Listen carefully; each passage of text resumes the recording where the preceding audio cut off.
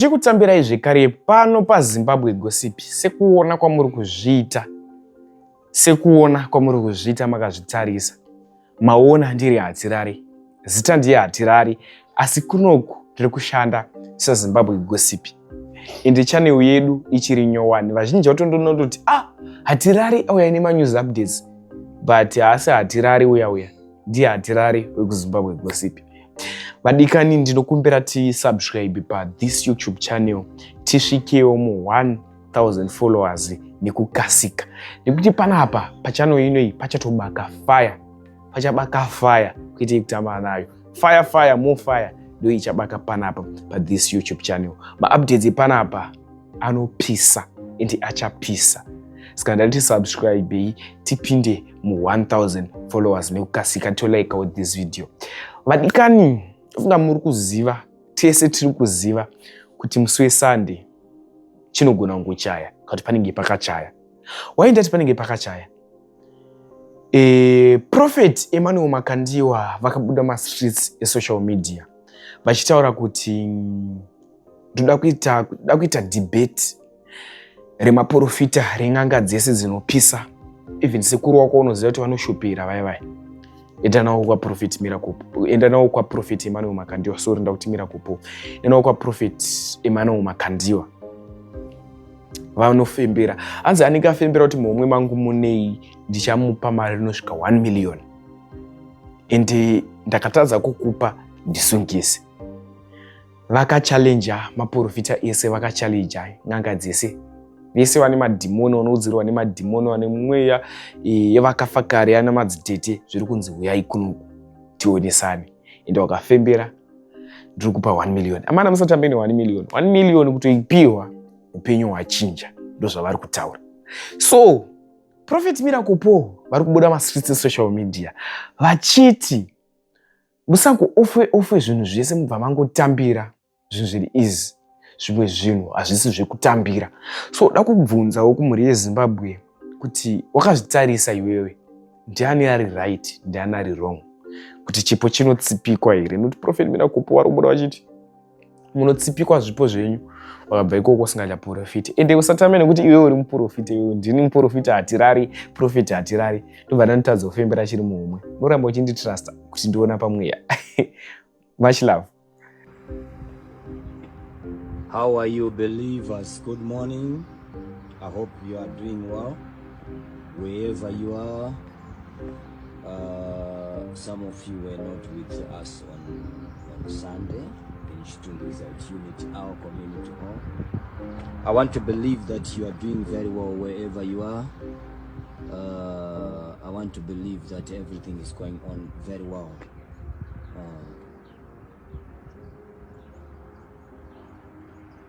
Right, I have this word for you.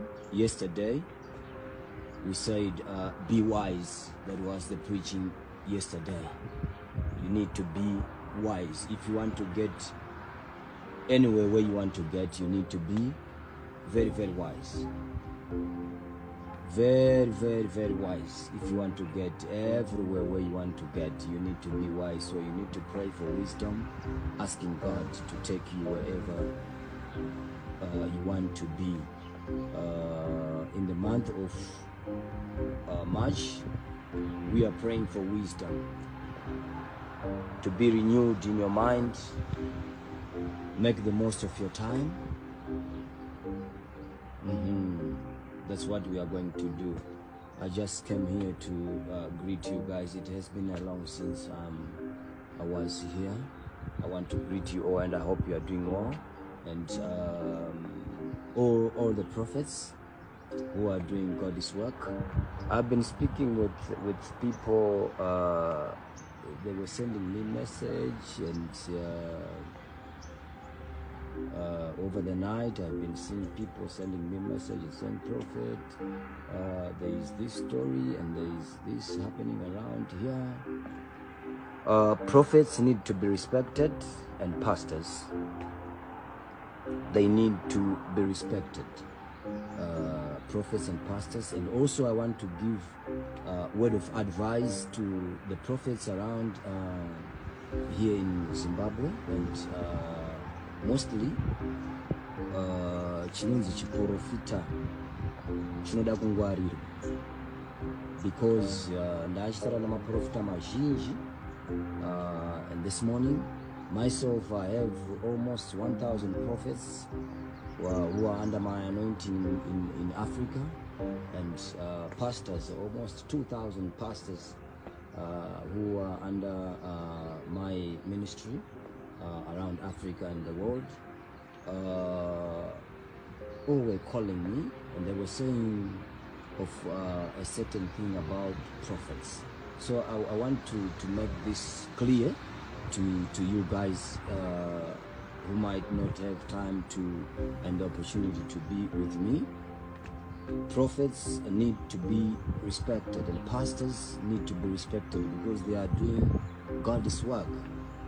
Yeah, they are doing God's work. I know some of you were being tempted with whatever that was saying before, I don't know, because I have pastors and prophets who were saying, I want to fast because I want to go and get this thing. I have heard there is this thing that which is happening around. So today I want to tell prophets and pastors, especially those under my anointing, to be wise. This is our preaching on the month of March. You need to be very, very wise. You don't just need to be a pastor. You don't just need to be a prophet. You need to be very wise. I know Gutivamwe, you are still looking for financial stability. Prophets out there and pastors, don't be tempted with offers that some of people might throw on the ground. Prophets and pastors, don't go where people, they say, if you do this, I'll give you this so much. If you do this to me. Prophets and pastors, you don't need to gamble with God's power. I want to warn prophets who might say, I want to go and try this and go and try this.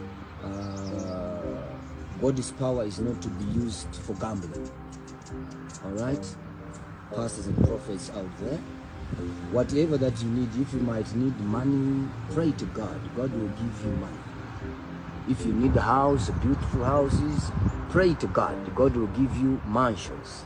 Don't get to any tempted offer that people might throw on the floor, saying if I have someone to come to me and then I'm doing this and this. No. I've been speaking with pastors who are coming over through here. They say, I want to go to mountain. I want to fast because someone is saying this and this.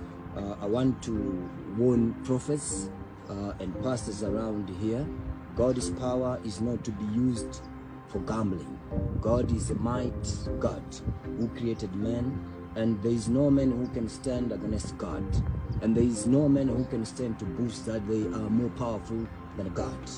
God is to be respected. I want to respect the work that prophets are doing around our country and all over in the world and in every country. I do respect that there are prophets called by God to deliver people and to give prophets and to do God's work. May you continue in His grace doing God's work.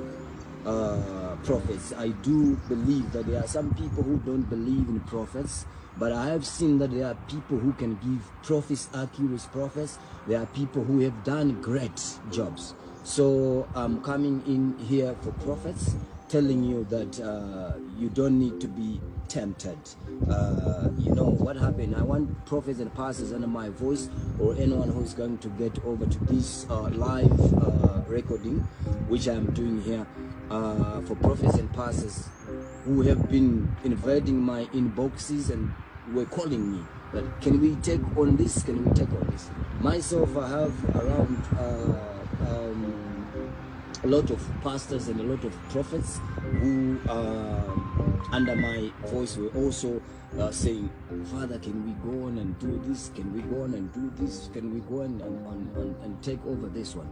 Right. The issue here is for prophets. I want prophets to be wise. Kune chinonzi kutsipi kwa wakomana chandrondo kutaurei. What is happening with the prophetic? Ukanizwa ndakushedza kuti uyapana. uchenjere kuti ukasvika pandiri kana ida kutsipika ndogona kutsipika zvekuti unobva ipapo usaprofita. Saka mukaona kuchiita zvimwe offer zvakangodhakwa out there, maprofita, don't just take those offers. Kune kunonzi kutsipikwa, pane anenge auda kutodirwa chipo chake chekuprofita.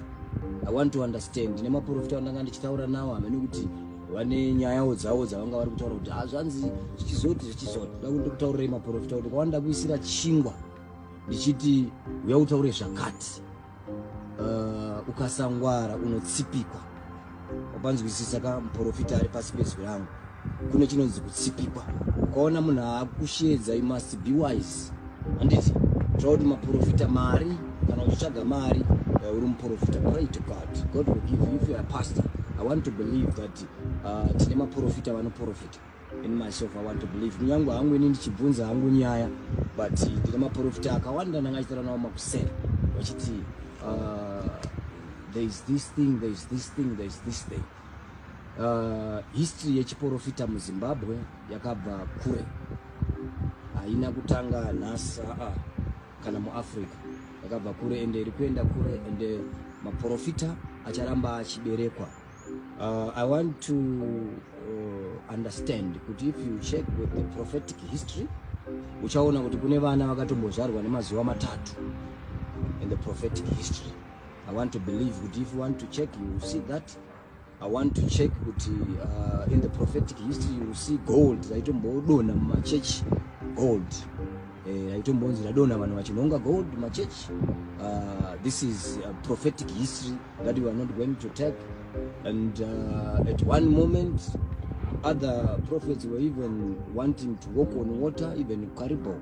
So this is prophetic history. So ndirautara kumaprofita vangu vachindibata vachiti muprofita muri papi, muprofita muri papi, muprofita muri papi. Siri kunzwa zvichinzi kana kuti zvakanzi zvichinzi, ndati ndiyo ndizokubatsira hama dzangu. Munofanirwa kungwarira kutsipikwa. Vanhu kana vakuita godo vanokushedzera padhuze. If you read Matthew 4, you will see kuti there was an offer put before Jesus. Pakaiswa a holy seat. There was an offer. And the intent of that offer, zvakanzi Jesu akanzi with the tempter, I want you to change the stone into bread, and then I want to see the power of your God. You see? And Jesu akabva atorwa ndobva aendeswa pamusoro pegomo ndobva aratidzwa guta. Vanhu kuona guta iri.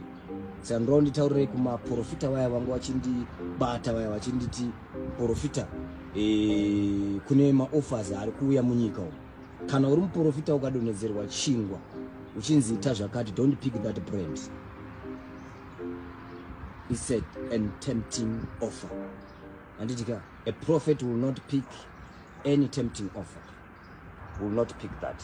So I want to tell to the prophets, maybe they shall come offers. If I can offer my house, you see this is a multi-million house here. If I can offer this house to you, if you are a prophet, don't pick. It's an tempting offer.